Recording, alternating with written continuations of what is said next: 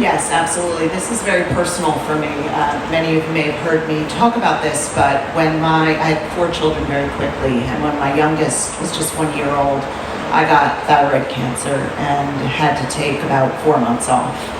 And this was early in my career. It was an economic strain for me, but I remind myself every day how lucky I was because I had good health insurance, paid time off, and a very good boss. And this is what far too many people in the state are missing. So, look next door. Both Connecticut and Massachusetts do provide 12 weeks of paid leave. We could absolutely do this when we put our minds to it.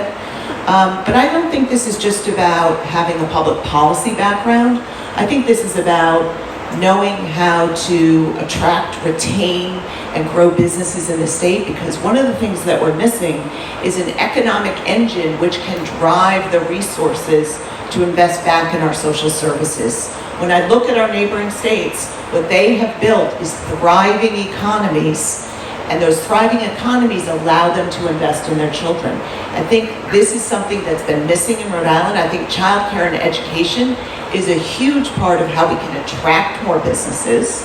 As I was recruiting families all through the years at CVS, most of them ended up living in Massachusetts for one simple reason. Childcare and education was far superior to here in Rhode Island. So these two issues are connected, and it's not just enough to say you understand the public policy.